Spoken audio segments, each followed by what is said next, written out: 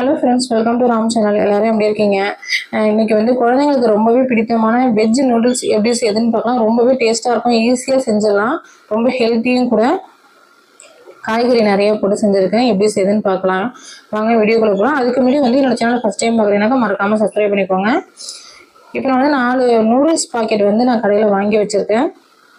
இது 4 பேர் சாப்பிட்ற அளவுக்கு நான் வாங்கியிருக்கேன்.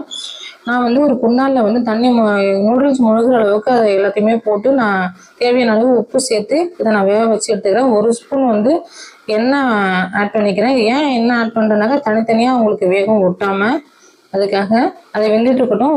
ஒரு பெல்லாரி வந்து நான் பெரிய வெங்காயம் கட் பண்ணி எடுத்துருக்கேன். ஒரு பச்சை மிளகா, பூண்டு இதெல்லாம் வந்து நான் எடுத்து வச்சுருக்கேன். நைஸாக கட் பண்ணி எடுத்து வச்சுருக்கேன். நான் எனக்கு வேணுங்கிற காய்கறியை வந்து நான் எடுத்து கட் பண்ணி வச்சுருக்கேன். முட்டைக்கோசு, பீன்ஸு, கேரட்டு, காலிஃப்ளவர், பச்சை பட்டாணி இதெல்லாம் வந்து நான் நைஸாக கட் பண்ணி எடுத்தேன். உங்களுக்கு என்ன காய்கறி பிடிக்குமோ அதை நீங்கள் கட் பண்ணி எடுத்து வச்சுக்கலாம். இப்போ வந்து நூடுல்ஸ் வெந்திருக்கான்னு செக் பண்ணிக்கலாம். சாதத்தை நம்ம செக் பண்ணுவோம்ல கையால் எடுத்து, அந்த மாதிரி நம்ம செக் பண்ணி எடுத்துக்கணும். பாருங்கள், துண்டாகி விழுது பாருங்கள். இதுதான் கரெக்டான பதம், நல்லா வெந்திருக்கு. ஸ்டவ்வில் வந்து எண்ணெய் சட்டி வச்சு 4 ஸ்பூன் அளவு நான் எண்ணெய் ஆட் பண்ணிக்கிறேன்.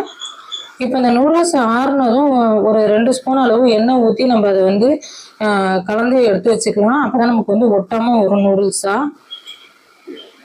கடுகு, கருவேப்பிலை, வெங்காயம், பச்சை மிளகாய் இதெல்லாம் நல்லா வதங்கினதும் அதுக்கப்புறம் நம்ம கட் பண்ணி வச்சுருக்க காய்கறி, பட்டாணி எல்லாத்தையும் நம்ம இதில் வந்து ஆட் பண்ணிக்கலாம்.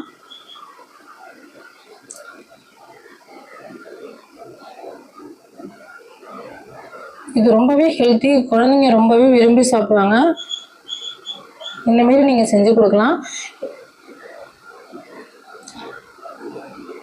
எல்லா காய்கறியும் ஆட் பண்ணிவிட்டு நம்ம வந்து இதை ஸ்டவ்வை வந்து சிம்மில் வச்சுட்டு நம்ம மெதுவாக கிண்டி விட்டு எடுக்கணும். அதை நல்லா கலந்து விட்டு நம்ம அதை வதக்கி எடுத்துக்கணும்.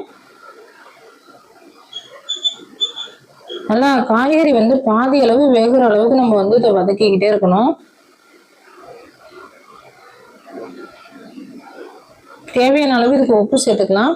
நம்ம ஏற்கனவே நூடுல்ஸ் வந்து உப்பு சேர்த்துக்கணும், அதனால் பார்த்து சேர்த்துக்கணும். நம்ம எவ்வளோ காய்கறி சேர்க்குறோமோ அந்த அளவு சேர்த்துக்கணும். 1 ஸ்பூன் கரம் மசாலா, 1 ஸ்பூன் வந்து தனி மிளகாத்தூள் வந்து இதில் நான் ஆட் பண்ணிக்கிறேன். நான் எனக்கு காரத்துக்கு தகுந்த மாதிரி சேர்த்துருக்கேன். உங்களுக்கு காரம் எவ்வளவோ அதுக்கு தகுந்த மாதிரி நீங்கள் ஆட் பண்ணிக்கலாம். இதை நல்லா கலந்து விட்டுக்கலாம். இப்போ வந்து நூடுல்ஸ் நம்ம தனியாக எண்ணெய் அப்ளை பண்ணி வச்சுருக்கோம்ல, அதை இப்போ வந்து நம்ம சேர்த்துக்கலாம். சேர்த்துக்கிட்டு நூடுல்ஸ் வந்து உடையாமல் நல்லா மெதுவாக கிளறி அதை விட்டுக்கலாம். அதனால் மசாலா வந்து உள்ளே போகிற அளவுக்கு நம்ம வந்து கிளறி விட்டுக்கலாம். நல்லா சூடேறினதுக்கப்புறம் ஒரு 5 to 10 மினிட்ஸ் அது நல்லா சூடேறினதுக்கப்புறம் இதை வந்து லாஸ்ட்டாக வந்து நம்ம மிளகுத்தூள் வந்து தூவி விட்டுக்கலாம். லாஸ்ட்டாக ரொம்பவே டேஸ்ட்டாக இருக்கும் மிளகுத்தூள் சேர்த்தாக்கா.